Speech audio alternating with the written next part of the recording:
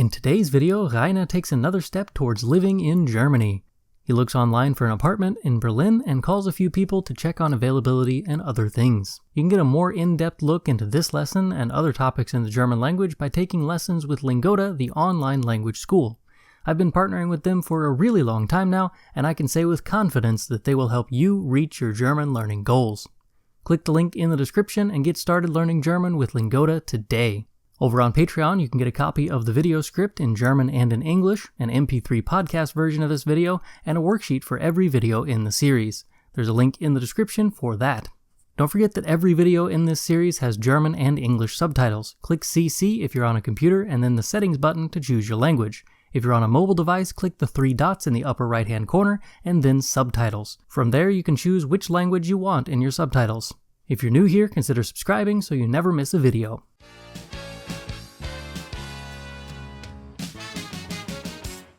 In meinem letzten Video habe ich mich entschieden, eine Wohnung in Berlin zu suchen. Da ich alleine nach Deutschland umziehe und nicht so viele Sachen mitbringe, brauche ich keine große Wohnung.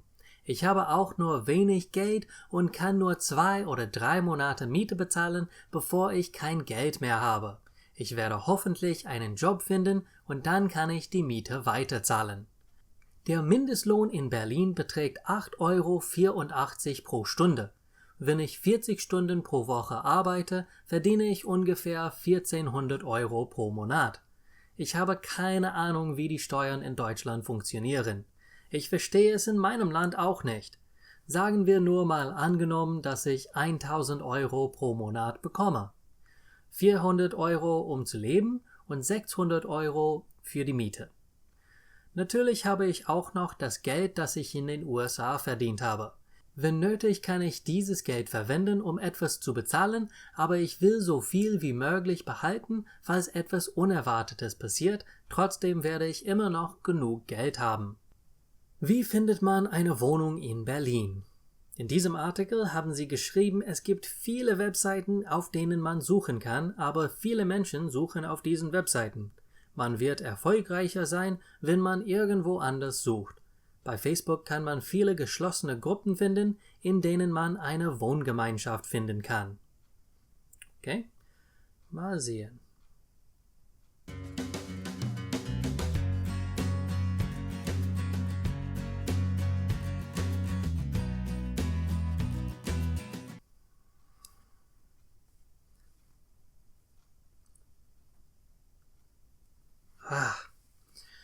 Meine Augen brennen.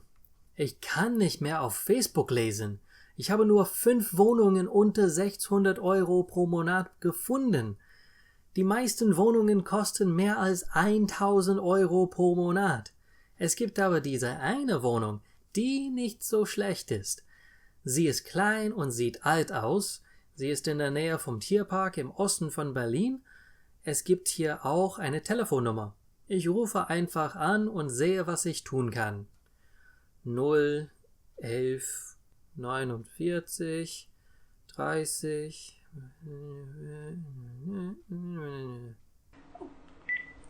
Guten Tag, Wohnungsgenossenschaft Trixi am Apparat. Guten Tag, Trixi, hier ist Rainer Steiner. Ich suche eine Wohnung in Berlin und habe Ihre Anzeige auf Facebook gesehen. Ich würde gerne wissen, wie groß das Zimmer und die Wohnung ist, wie hoch die Kosten sind und andere Details, die ich wissen sollte. Ich habe viele Anzeigen auf Facebook. Über welche Anzeige sprechen wir?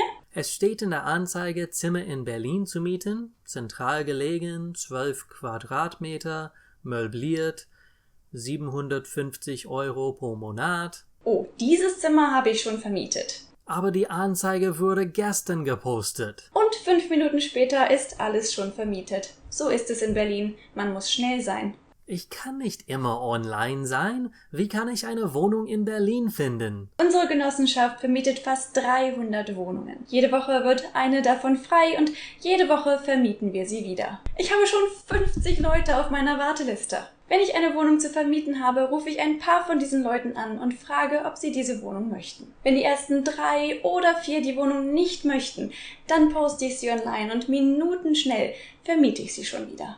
Es gibt eine Warteliste für Wohnungen? Ja, natürlich. Haben Sie das noch nicht gehört? Es gibt eine Wohnungskrise in Deutschland. Es gibt mehr Menschen, die eine Wohnung suchen, als es Wohnungen gibt. Manche Vermieter erhöhen sogar den Preis ihrer Wohnungen, da Mieter fast jeden Preis zahlen werden. Wir machen das in dieser Firma natürlich nicht.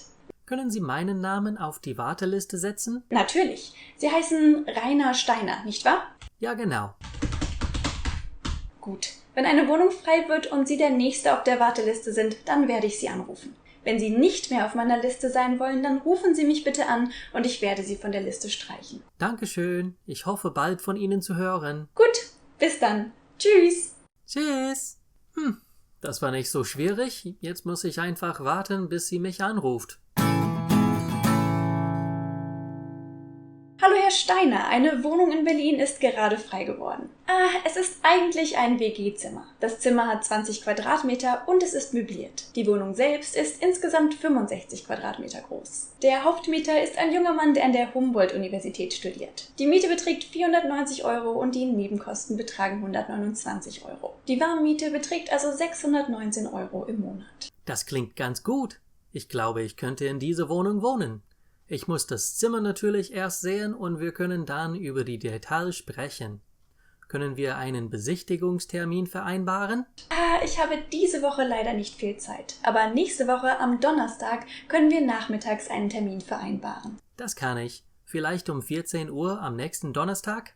Abgemacht. Dann sehen wir uns am nächsten Donnerstag um 14 Uhr. Wir treffen uns vor dem Wohnhaus. Ich werde den Mietvertrag und andere Details bereits mitbringen. Ich lasse Ihnen 2 Tage Zeit, alles durchzulesen und zu unterschreiben. Wenn ich bis Samstag nichts von Ihnen höre, muss ich natürlich einen anderen Mieter finden. Ich werde alles durchlesen und gebe Ihnen danach Bescheid. Okay, bis dann. Tschüss. Tschüss. Ich bin so froh! Ich habe eine Wohnung in Berlin gefunden. In meinem nächsten Video werde ich meinen Flug nach Deutschland buchen, aber nächste Woche wird Herr Antrim noch einmal über Konjunktionen sprechen. Dieses Mal spricht er über ein paar unterordnende Konjunktionen.